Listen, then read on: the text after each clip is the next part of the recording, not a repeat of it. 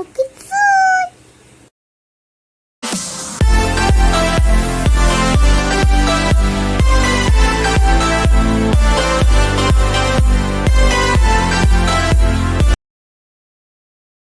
அது ஒரு பெரிய காடு. அங்கே ஒரு பன்னிக்குட்டி வாழ்ந்து வந்தது. அதோட பேரு மின்ட்டு. மின்ட்டுக்கு சேத்துல விளையாடனா ரொம்ப ரொம்ப பிடிக்கும். காலையில் ஆனாலும் சேத்துல தான் போய் விளையாடுவான், சாயங்காலம் ஆனாலும் சேத்துல தான் போய் விளையாடுவான். ஆனால் அந்த காட்டில் இருக்கிற மற்ற விலங்குகள் பறவைகள் எல்லாம் மின்ட்டுவை கிண்டல் பண்ணுவாங்க. மின்ட்டுக்கு சேத்துல புரளும் பொழுது அவன் முகமெல்லாம் சேராகிடும். அதை பார்த்த மற்ற விலங்குகள் பறவைகள் எல்லாம் கிண்டல் செய்ய ஆரம்பிச்சாங்க. ஒரு நாள் கிளி சொல்லுச்சான்,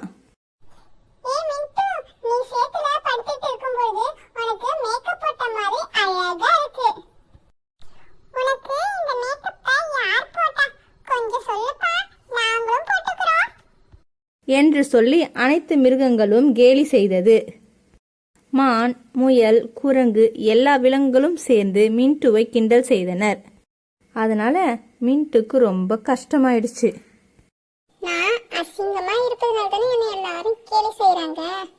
எனக்கும் மயில் மாதிரி அழகான தோகை இருந்தா, இல்லனா மான் மாதிரி அழகான கொம்புகள் இருந்தா எவ்வளவு அழகா இருந்திருக்கும்ல என்று சொல்லி வருத்தப்பட்டது. அப்பொழுது மின்ட்டுவுக்கு ஒரு யோசனை வந்தது.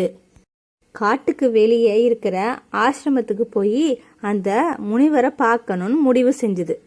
மின்ட்டு முனிவரை பார்க்க புறப்பட்டுச்சு.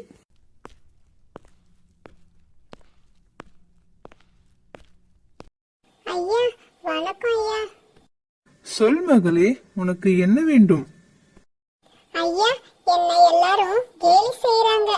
நான் அழகா இல்லாததால என் தோற்றத்தை கிண்டல் செய்யறாங்க. எனக்கு இந்த உருவமே வேண்டாம் ஐயா. நல்ல அழகாகவும் பலசாலியாகவும் இருக்கிற உருவம் கொடுங்க ஐயா. காட்டில் நடந்த அனைத்து விஷயத்தையும் மின்ட்டு முனிவரிடம் சொல்லியது. முனிவர் மின்ட்டுவை நினைத்து வருத்தப்பட்டார். முனிவர் சற்று யோசித்தார். நீ கேட்ட அழகான உருவமும் பலசாலியான தோற்றமும் உனக்கு கிடைக்கும். ரொம்ப நன்றி ஐயா. முனிவர் மந்திரத்தை சொன்னார். மாயை மாயை எல்லாம் மாயை. முனிவர் மந்திரத்தை சொன்னவுடன் மின்ட்டு மறைந்து விட்டாள். ஐயா, என் கண்ணுக்கு என் உருவமே தெரியலையா. அது எப்படி தெரியும் மகளே? என்ன ஐயா சொல்றீங்க? மாயமாக மறைய வேண்டிய மந்திரத்தை சொன்னால் மறையத்தானே செய்வாய். என்னது, மறைய வேண்டிய மந்திரமா? ஏன் ஐயா இப்படி செஞ்சீங்க? உங்களுக்கு என் தோற்றத்தை மாத்த விருப்பம் இல்லைன்னா சொல்லிருக்கலாம்ல ஐயா. என்னை மொத்தமா மறைய வச்சிட்டீங்களே, இப்ப நான் என்ன பண்ண? என்று சொல்லி மின்ட்டு வருத்தப்பட்டது. எல்லாம் நன்மைக்கே மகளே. மின்ட்டு வருத்தத்துடன் காட்டை நோக்கி சென்றது. 2 நாட்களாக காட்டையே சுற்றி வந்தது மின்ட்டு. ஆனால் அவர் நண்பர்களுக்கு யாருக்குமே தெரியவில்லை. பறவைகள் மற்ற விலங்குகளுடன் பேசிக் கொண்டிருந்தது.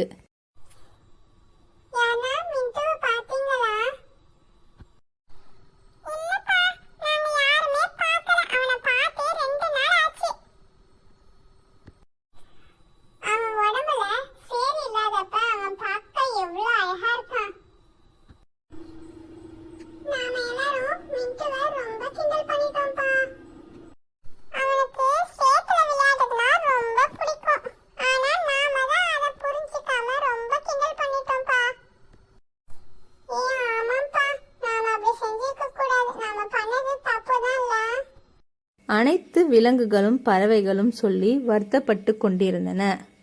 ஆனால் மின்ட்டு அவர்கள் பக்கத்திலேயே தான் இருந்தாள்.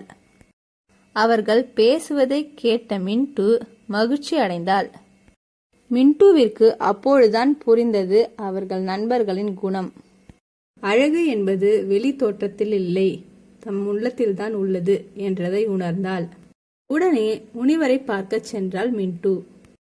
ஐயா, என்ன மன்னிச்சிடுங்க ஐயா. யாரு? மின்ட்டுவா? வா மகளே. இப்பொழுது உனக்கு என்ன வேண்டும் மகளே? நீங்க என்ன மாயமா மறைய வச்சதுலயும் ஒரு நல்லது நடந்துருக்கு. என்ன நடந்தது மகளே? நான் நல்லா புரிஞ்சுக்கிட்டேன் ஐயா. நான் இப்ப என் தப்ப உணர்ந்துட்டேன். என்னுடைய நண்பர்களை நான் தப்பா புரிஞ்சுக்கிட்டேன். நான் மாயமா மறைஞ்சதால நான் அங்க இருக்கிறது அவங்களுக்கு தெரியாது. என்ன நினைச்சு என் நண்பர்கள் எவ்வளவு ஃபீல் பண்ணி வருத்தப்பட்டாங்க தெரியுமா? அவங்க என்ன விளையாட்டா கிண்டல் பண்ணி கேலி செஞ்சதை நான் சீரியஸா எடுத்துக்கிட்டேன். என் மேலயும் தப்பு இருக்கு. அவங்க என்னை கிண்டல் பண்ணதை வச்சு ரொம்ப கஷ்டப்பட்டுட்டாங்க ஐயா. ஐயா, என்ன பழைய நிலைமைக்கு மாத்திடுங்க ஐயா. என்னுடைய உருவமே எனக்கு ரொம்ப பிடிச்சிருக்கு. அழகுங்கிறது வெளி தோற்றத்து இல்லைங்கிறத நான் புரிஞ்சுக்கிட்டேன் ஐயா. மகளே, நீ இந்த உண்மையை தெரிந்து கொள்ள வேண்டும் என்பதற்காக தான் நான் உன்னை மறைய வைத்தேன். இப்பொழுது உன் நண்பர்களின் உண்மையான குணத்தை நீ புரிந்து கொண்டாய் அல்லவா? அதனால்தான் நான் அப்படி செய்தேன்.